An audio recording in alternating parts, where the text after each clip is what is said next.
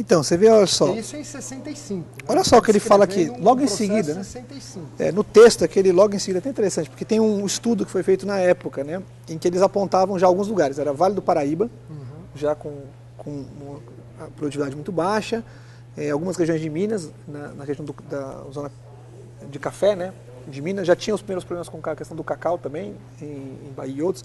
Então ele vai citando, mas ele cita aqui, no resumo, aqui ele diz assim...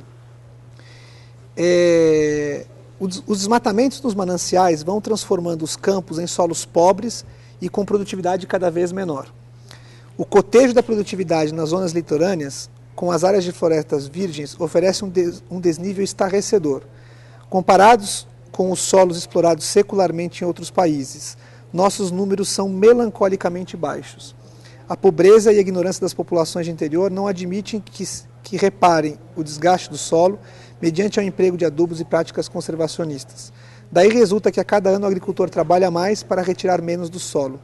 Principia por aí a substituição intensiva da lavoura por pastagens pobres, acarretando alarmante perdas de substância no incremento da agricultura, relativamente abaixo do crescimento demográfico. E aí, ele vai engatilhando isso aqui, dizendo o seguinte, e isso gera novos desmatamentos para ocupar novas áreas em vez de fazer a ocupação adequada. Então, o que é interessante é que já era o diagnóstico de que a melhora da nossa agricultura, a garantia de produtividade, etc., a solução para ela estava em melhorar a qualidade, a produtividade e o melhor uso das terras, né? Que é a situação que a gente vive hoje.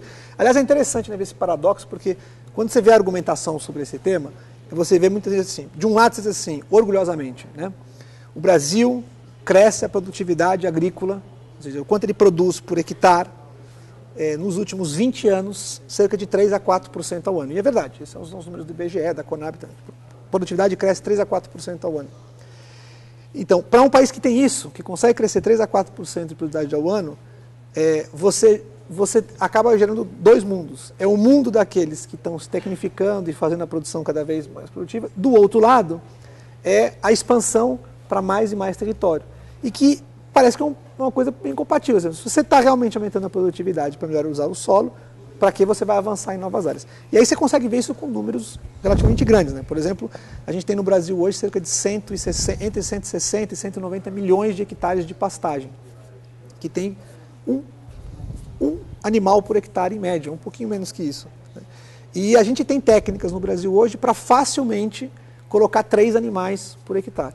Se a gente colocasse 3 animais por hectare, a gente poderia dobrar a produção pecuária e liberar cerca de 50 a 60 milhões de hectares para outros usos. Bom, a área total de produção agrícola do Brasil hoje é 70 milhões de hectares.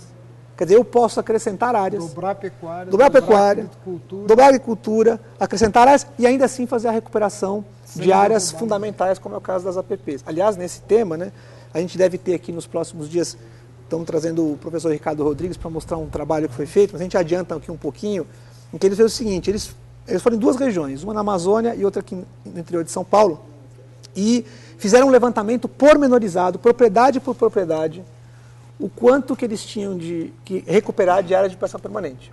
E antes de apresentar o relatório para os proprietários, ele perguntou para eles, quanto vocês acham que vai reduzir a área de produção de vocês para poder fazer a recuperação das áreas de prestação permanente, ao longo dos rios, das encostas e tal. Na média, eles achavam que ia reduzir 10% a área de produção. Mas o número efetivo era 1,5%. 1,5%. Ou seja, quando você põe vai lá no campo, e é 1,5% em área, não em produção, porque geralmente as áreas de preservação permanente, ao longo dos rios, encostas e tal, também são menos produtivas. Então, o impacto que você tem na produção é, digamos, desprezível. É metade, menos da metade do que cresce só de produtividade por ano a produção agrícola. Então, realmente, e é em favor de todos, porque é em favor do próprio produtor, né? E acho que o último comentário que eu queria fazer, eu sei que também daqui a pouco vão entrar outras pessoas, acho que um comentário importante é o seguinte: primeiro, o Código Florestal precisa, sim, de adaptações, alterações para os novos conhecimentos que a gente tem. Torná-lo um pouco mais eficiente para a aplicação, tem novos instrumentos e tal, então isso não é um problema. O que a gente quer é que faça uma transformação, uma operação no Código Florestal que o torne mais efetivo na proteção da floresta. Esse aqui é o objetivo, ele tem que ter esse objetivo. Nós queremos proteger melhor as florestas de forma mais efetiva as florestas.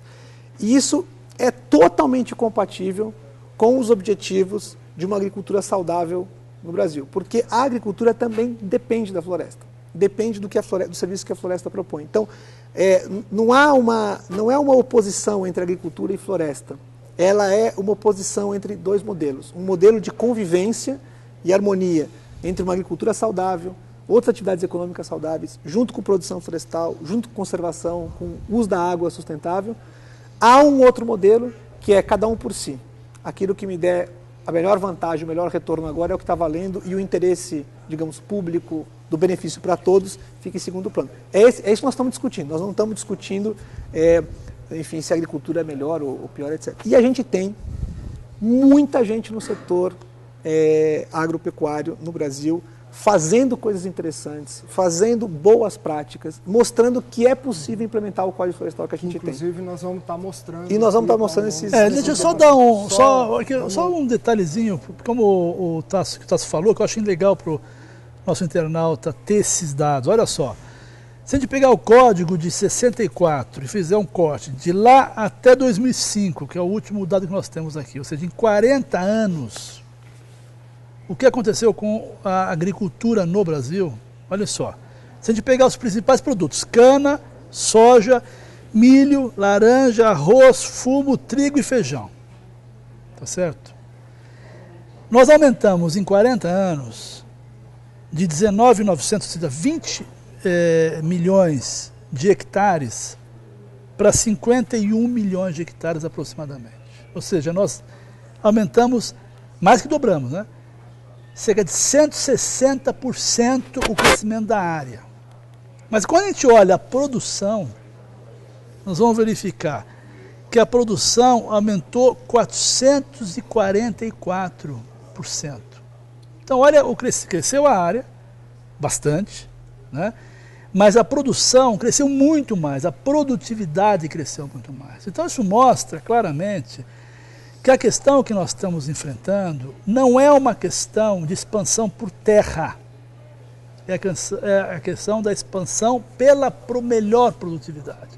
E como o Tasso bem mostrou, nós temos aí a possibilidade de incorporar já no sistema produtivo pelo menos 60 a 70 milhões de hectares, que é mais do que tudo que foi feito nesses 40 anos. Ou seja, nós podemos fazer imediatamente dobrar o que foi feito em 40 anos de expansão territorial da agricultura sem desmatamento e recuperando as áreas de preservação permanente e reserva legal. Portanto, é uma questão, é uma não questão.